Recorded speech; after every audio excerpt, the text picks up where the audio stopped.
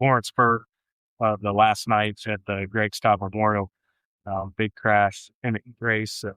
Pretty much destroyed everything besides the motor and my seat. I kind of pushed everything to a limit, especially there. So now I kind of see where my line is. I sit back and look at how blessed we are as a family. And, on the racing side, being a family-owned race car, it's hard because it is a family, but to go up and down the road every night or every weekend with your kids, I won't trade it for any more.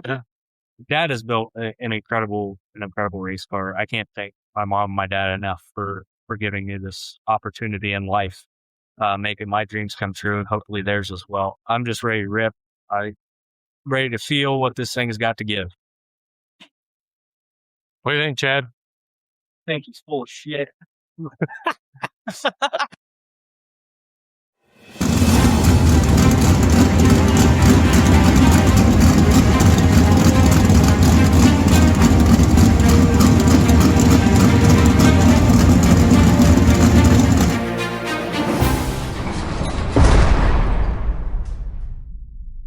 We started this year with very high expectations after last season. Of course, the end of the year was detrimental to us, with the big crash, wiped us out. So we were starting basically from ground zero. And we had pretty high expectations. We learned a lot. First race out at Lawrenceburg, we always have high hopes going to Lawrenceburg. Being that it's kind of our home track and he's very comfortable on that track. For whatever reason, he loves to run the top there. Can't get him to run the top, but if the track don't have a wall, he ain't running the top. And I don't know why, but that's just my driver. And I'm okay with it. He's got to be comfortable.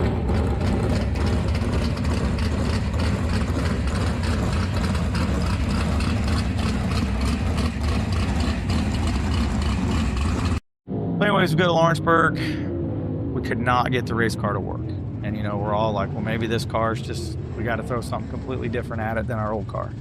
Just not taking it. It didn't matter what we did, it would not take a change. And we left there very frustrated. Didn't understand kind of what was going on.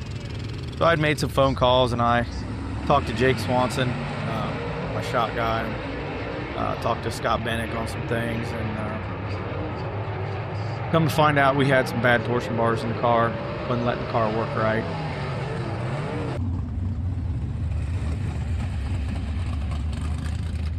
Went with a game plan when our next race was Lawrenceburg, and we went with the game plan. If it acts up again, we were going to change the ignition box, then fuel pump, then mag, and we just had everything laid out in the workbench in the trailer.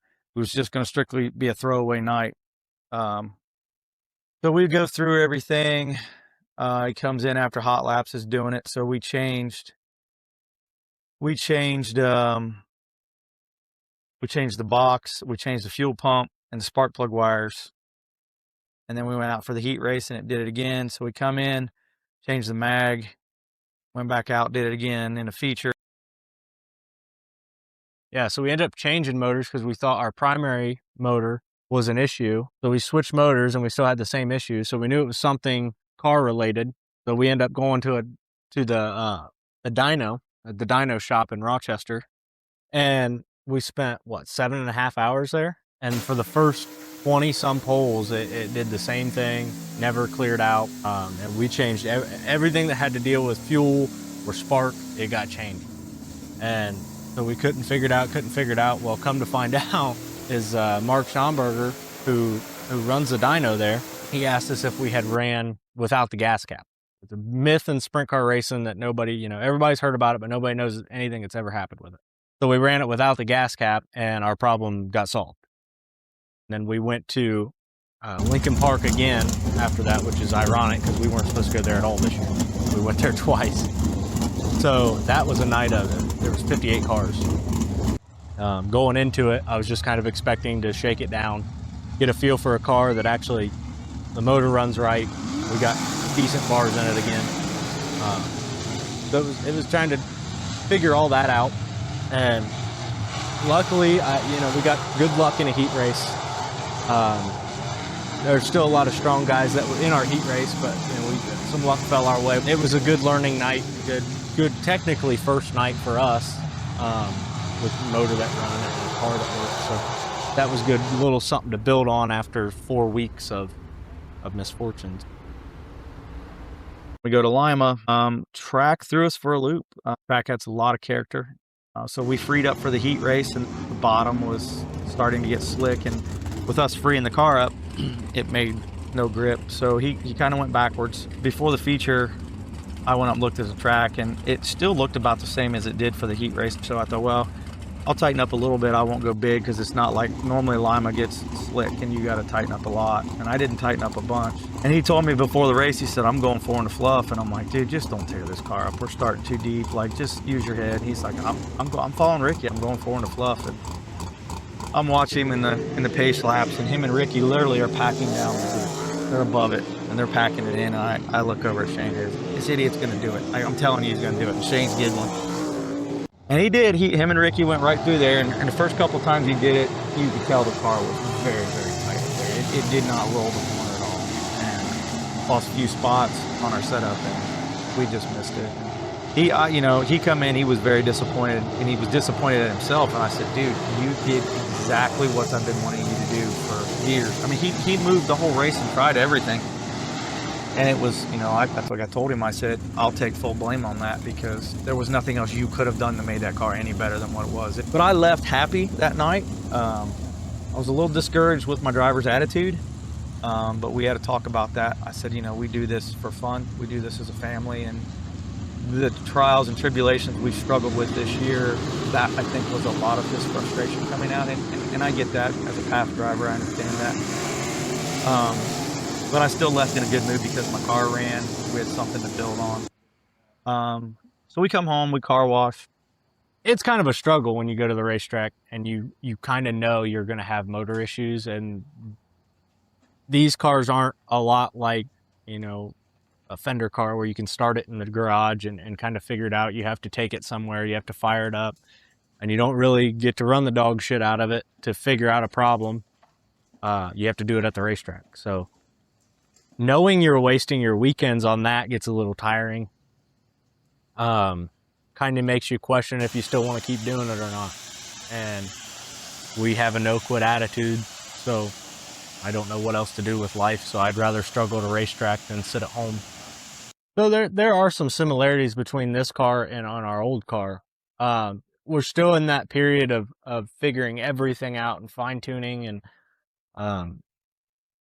we've tried some different things this year that we've never tried before that have helped. Whether that was that would have translated to the other car or not, we don't know. But I think we're building on something. I think we're working on our slick track package a little bit better for the future. That's somewhere we struggled a lot last year. So I think we're building in the right direction. And we started with notes that we ran last year, and it seemed to work early in the night. So now we're more focused on finishing the night out well.